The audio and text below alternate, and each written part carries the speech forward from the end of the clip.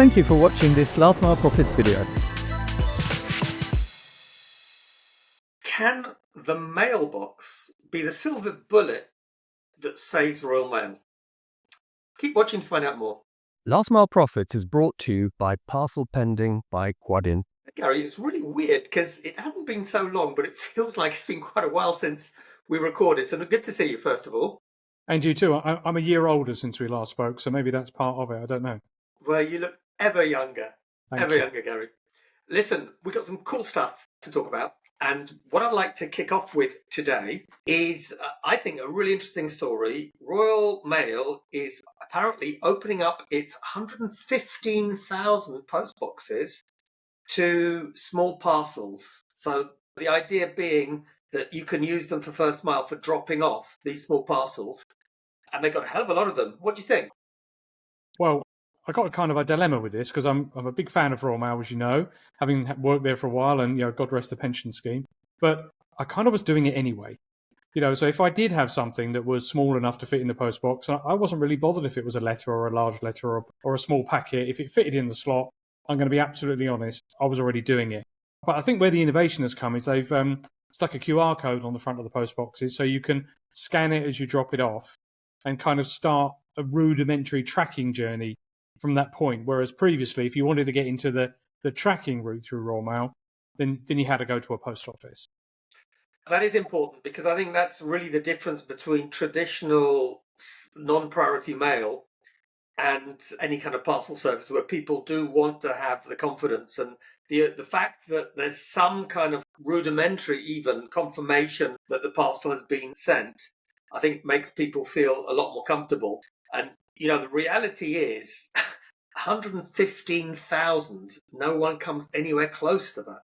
Yes, and they've just installed the first one in Wales, actually, with King Charles's cipher on it, rather than the older ones. As you know, there are Victorian, Georgian, now Elizabethan boxes, and now we have our first King Charles box out in the streets as well. So I hope that's got the barcode on it at the very least. Yeah, very interesting. If we could do a sort of historical Last Mile Profits one day showing pictures of the different kind of post boxes, because it's unusual because I can't think actually of many other places where you have all of the former monarchs' crests on the post boxes.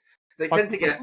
I think the problem is a lot of other countries have got in the habit of executing their former monarchs and kind of rewriting their constitution. We keep ours alive and give them free money. So we have a slightly different view of monarchy than some of our more republic-based constituents, shall we say. I think that's a wee bit unfair, Gary. Let's get back onto our core topic, which is last mile and parcels and so on. Well, I mean, I have to say that this is kind of the inverse of what I'm not sure if we discussed it already, but you know that Quadient have got Royal Mail in their open network in the UK. They're in, I think it's well over 1,000, heading towards 1,500 lockers with a column dedicated to Royal Mail pick up and drop off.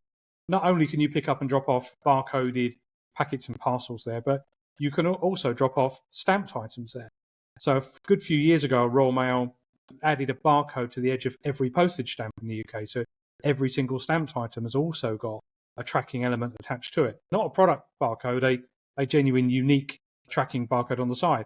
And you can now use that barcode to access the Quadient locker. So you can go and scan it and drop it off into the Dropbox. Oh, that's pretty cool. So effectively, you're able, if you have a Dropbox, the scanner allows you to confirm, not just in a rudimentary manner, but actually really confirm that you've dropped off your letter or parcel letter. Yeah, and it gives you the option, if you want to spend the time to tap in your email address at the screen, it will give you a Royal Mail email back to say that you received the item, date and time, and the number of the barcode from the stamp.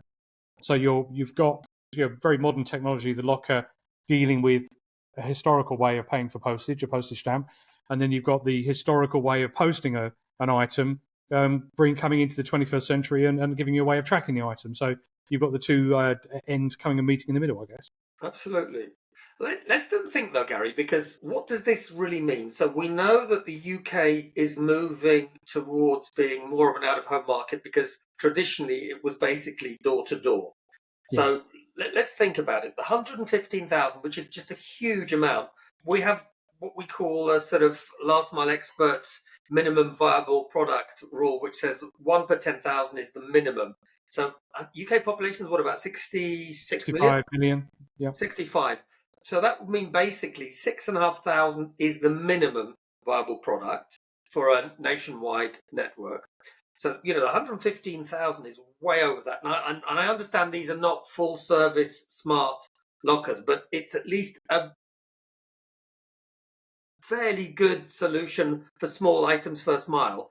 Is that going to be a game changer? Because I'm trying to think, it does give the post office, Royal Mail, caught up in my own... Catches you out every time. It does, doesn't it? So the British Post Office, in the sense of Royal Mail, does it give them an advantage? I guess it does, Gary, to a degree. Well, if you're on about absolute number of touch points, then nothing comes close. I mean, literally, there's nothing that comes as close to that in the rest of the UK market. If you added up all of the retail locations in the UK, of every single type of shop for everybody, it wouldn't come to that number. There are more post boxes than there are retail premises. So it's a huge physical touch point. But if you want to look at it around the other way, the volume of consumer mail, C2X, letters, postcards, posting checks, do you remember checks? Barely. That's crashed and burns. So this is an infrastructure that's looking for a new purpose. So it's actually quite smart to think, well, I've got this asset. I'm not getting the letter mail volume from consumers that we used to get, Christmas and birthday cards, whatever, all in decline. So if I can reverse that and give this a new lease of life, then there's a reason for having them out in the field and maintaining them. I saw something similar in Austria. I think it was Austria, where Austrian Post were looking at using former telephone boxes or telephone box locations to create simple smart lockers. So I actually have to say, I love the idea of repurposing something that would otherwise be either redundant or semi-redundant. Would it be fair, Gary, to say, from your perspective, because that's pretty much where I am, that it, of course, gives them an advantage, but it's not a complete solution in its own right? So it's part of a solution. It gives them some clear benefits, but the benefits are first mile or returns, but they still need to do their homework in terms of, smart locker, Pudo, other solutions to complement those post boxes. It's not going to solve the big problem, but I think it's a very cool idea. And if it helps just a few people every day to get access to the system, then it's been a worthwhile exercise. So, Gary, here we have it.